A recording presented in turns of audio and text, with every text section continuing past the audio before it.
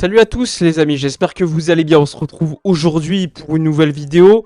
Alors aujourd'hui, on est lundi. On a beaucoup de choses à dire aujourd'hui sur le mercato, mais pas que. On va parler aussi de la situation globale du FC Barcelone au niveau du marché des transferts, ce qu'on peut attendre aussi de ce qui va se passer lors des prochaines semaines, les petites infos que j'ai pu récolter en posant des questions à des agents, mais également à des journalistes. On va évoquer tout cela évidemment en vidéo. N'hésitez pas à mettre un petit like, à commenter, à partager comme d'habitude pour soutenir la chaîne. N'hésitez pas également à donner votre avis dans l'espace commentaire, ça me fait toujours plaisir de revoir votre opinion et de lire un petit peu ce qui en ressort. N'hésitez pas non plus, si vous le voulez, à me rejoindre sur ma chaîne Twitch, Discord. Je ferai un live ce soir aux alentours de 18h15 comme habituellement, donc n'hésitez pas à me rejoindre ce soir là aussi sur Twitch et vous abonner. Bref, j'espère que vous allez bien. On y va, on va débuter la vidéo sans trop attendre.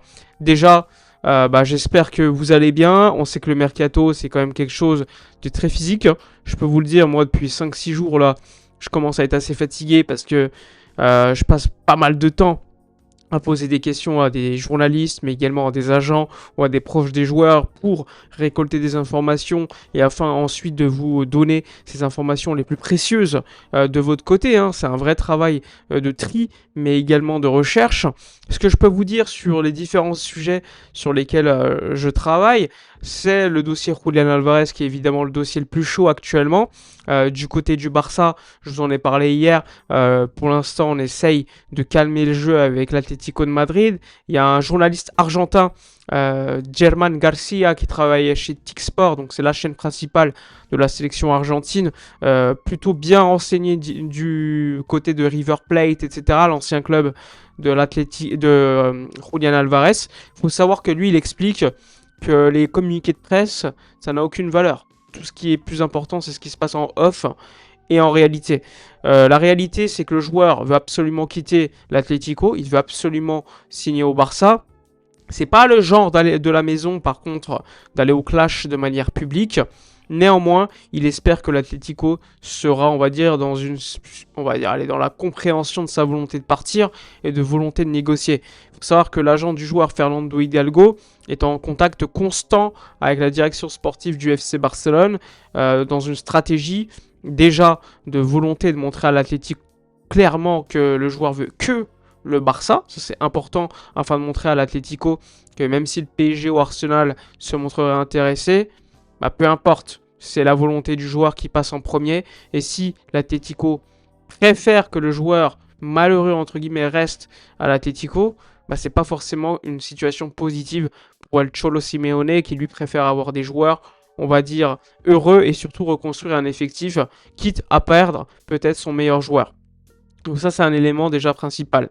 De l'autre côté, moi, si je devais donner mon avis, je pense pas que la situation va se décanter avant le début de la Coupe du Monde. Ça me paraît très peu probable. Parce que pour l'instant, on est dans une stratégie de calmer les tensions entre les deux clubs. Clairement. C'est inutile de communiquer aujourd'hui et de montrer à l'Atlético que le Barça est en guerre ouverte avec eux, avec le Barça. Ça aurait pas de sens du côté de le Barça de le faire parce que ça fermerait la porte à un potentiel deal. C'est du business. Évidemment que ça a été des attaques qui ont été mal vécues de la part de la direction du Barça, on le sait directement de première main. Pour autant, la volonté du club, ça reste de signer Julián Alvarez et ils sont prêts à, on va dire entre guillemets, fermer les yeux sur ce qui s'est passé au niveau communication de l'Atlético pour le bien déjà de l'équipe, pour renforcer l'équipe, mais surtout pour contenter les fans, parce que les fans veulent absolument un remplaçant aussi à Robert Lewandowski. On va pas se mentir, sur le marché des transferts, il n'y en a pas beaucoup. Et le joueur choisi par Hansi Flick, par Deco et surtout par Laporta, c'est Julián Alvarez. Depuis des mois et des mois, l'agent du joueur parle avec le Barça. Donc ça, je vous l'avais expliqué. Priorité Barça. Je vous ai dit aussi qu'il ne fermait pas la porte pour autant à Paris ou à Arsenal, même s'il ne veut pas retourner en PL. Pour autant, la stratégie aujourd'hui, elle est telle que on considère qu'il n'y a pas, aujourd'hui en tout cas, de porte ouverte aux autres clubs. Il faut montrer à l'Atlético que c'est que le Barça, sinon l'Atlético sera dans une situation où ils vont lui dire « Barça, ça ne sera jamais, donc tu restes à la maison », afin de le pousser tout simplement à négocier avec un autre club et le pousser à accepter carrément d'aller, par exemple, au PSG. Il faut savoir que le PSG, je récolte un petit peu des informations aussi, travaille sur Yann Diomandé, l'ailier qui est également pisté par Liverpool. Et on sait que c'est quand même une attaque qui est déjà bien fournie. Julian Alvarez arriverait au Barça au poste de numéro 9 titulaire. Ce serait une situation complètement différente. Dans un contexte où la famille de Julian Alvarez veut absolument qu'il aille à Barcelone, ça c'est pas quelque chose qui est caché. Ils veulent rester en Espagne en priorité, même s'il vit bien en Espagne, à Madrid, il faut le savoir. Il est père depuis pas très longtemps aussi. Ils ne veulent pas bouger dans un autre pays, ils veulent une certaine stabilité. Et l'opportunité Barcelone, c'est l'opportunité parfaite pour Julian Alvarez. Maintenant, il faudra évidemment voir comment la situation pourrait se décanter au niveau du Barça et de l'Atlético de Madrid. Mais en tout cas, tous les insiders proches également de l'Atlético expliquent que certes, il y a une position très fermée de la part de l'Atlético en disant si vous le voulez, c'est 500 millions d'euros. Mais en off, on a un discours plutôt différent en disant 150, on peut discuter. 150, c'est beaucoup trop. Donc Germán Garcia, le journaliste que je vous évoquais tout à l'heure, lui, il a dit que le Barça pourrait, après avoir fait une première offre de 100 millions, qui a été d'ailleurs démentie par l'Atlético, mais même les insiders de l'Atlético, ils le disent, cette offre a existé, faut le savoir. Le Barça pourrait aller jusqu'à 110, 115 millions d'euros avec bonus, afin d'essayer de contenter les velléités de l'Atlético de Madrid. Maintenant, il faudra voir si l'Atlético accepte au moins de discuter, parce que ce qui posait problème, c'est qu'ils estimaient que le Barça utilisait les médias pour, entre guillemets, influencer le joueur, influencer les volontés du club lui-même de l'Atlético d'accepter des offres à un certain prix.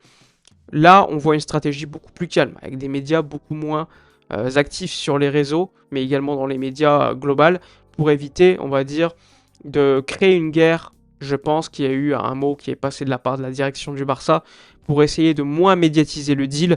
Et comme on l'a vu avec Anthony Gordon, un deal, ça se fait rapidement, sans qu'on en entende trop parler. Sinon, ça peut être problématique. Ça crée de la frustration auprès des fans, mais également auprès des parties prenantes directes. Donc c'est important, je voulais revenir assez rapidement sur ce dossier, parce que c'est un dossier qui est très frustrant pour les fans. Mais il faut savoir que de mon côté, ce que je peux vous dire, c'est que la volonté du joueur, elle est claire. Elle est ferme, il veut jouer au Barça.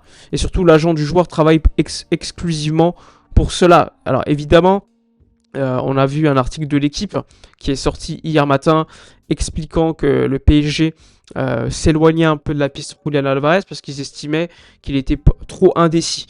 Mais il n'est pas indécis, c'est juste qu'il a choisi un autre club. Tout simplement, il priorise le Barça. Donc je peux comprendre que le PSG, entre guillemets, s'éloigne. Pour autant, tu as des médias un peu plus généralistes de football à Madrid, ils vont te dire que le PSG va offrir 175 millions d'euros pour Julian Alvarez, alors que non, on le sait que ça n'a jamais existé, afin de pouvoir valoriser le joueur à un prix maximum. Et tu ne fais pas ça si tu veux garder le joueur, tout simplement. C'est une stratégie qui est toute classique. Quand tu veux vendre un joueur ou que tu es poussé à le vendre, tu veux le valoriser pour récupérer le maximum d'argent. Forcément, tu vas utiliser tes relais médiatiques. L'Atlético le fait aussi, le Barça le fait aussi, comme tous les clubs européens.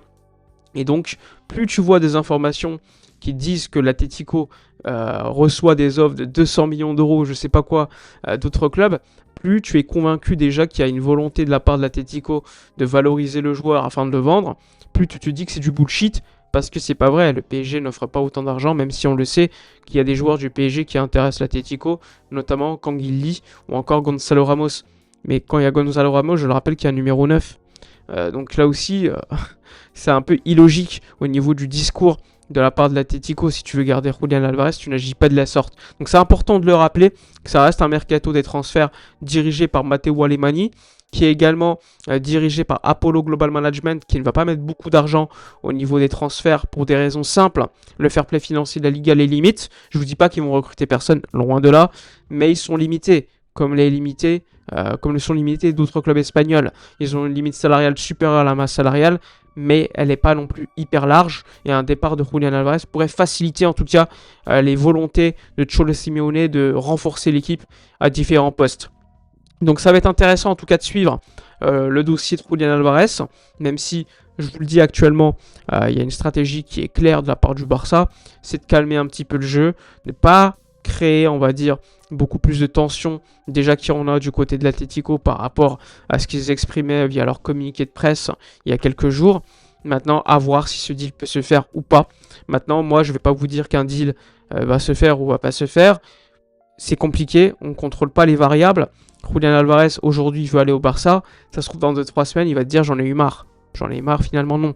Donc, c'est difficile de prévoir ce qui va se passer. Généralement, un joueur choisit où il va jouer. Et quand il choisit où il va jouer, généralement, sauf exception, il finit par jouer dans le club où il veut aller. Donc, c'est important de le préciser parce que ça reste des joueurs avec des relations avec des dirigeants et avec également des dirigeants qui comprennent aussi leur volonté et qui parfois acceptent de négocier à contre-cœur, mais ils veulent s'en remettre également à un prix quand même pour pouvoir se remettre au niveau des transferts et pouvoir recruter derrière. Donc voilà, petit point Julian Alvarez.